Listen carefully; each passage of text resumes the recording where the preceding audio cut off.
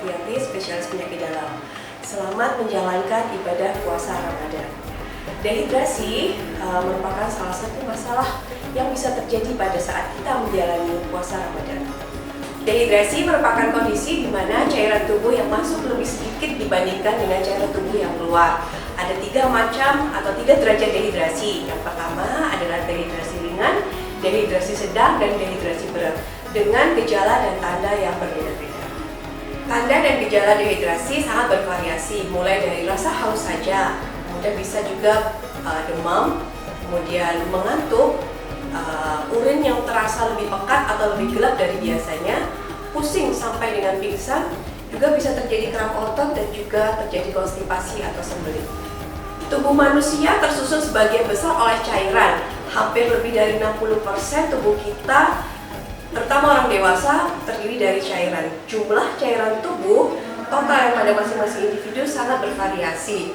Perubahan jumlah dan komposisi cairan dapat terjadi apabila kita mengalami hal-hal seperti 1. Misalnya perdarahan, 2. Kemudian luka bakar, 3. Muntah, diare, dan juga 3. Kondisi dehidrasi, terutama pada saat kita menjalani ibadah puasa Ramadan. Yang perlu dipahami adalah keseimbangan cairan tubuh yang ada di tubuh kita itu haruslah balance atau seimbang. Cairan yang masuk sama dengan cairan yang keluar.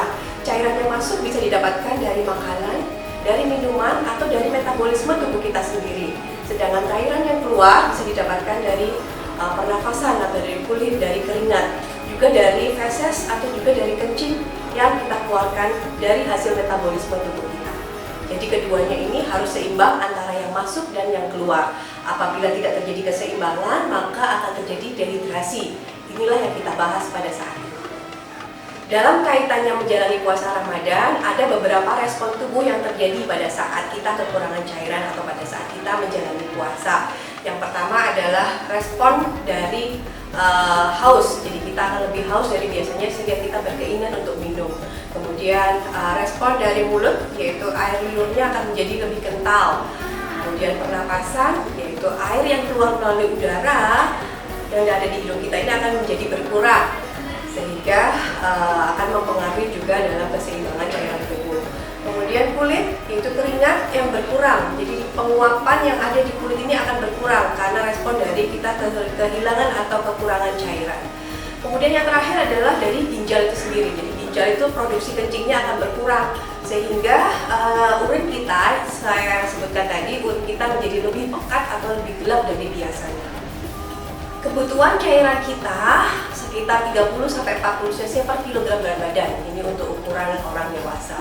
Sehingga berikut ada tips pengaturan cairan pada saat kita menjalani ibadah puasa sehingga kita tidak mengalami dehidrasi.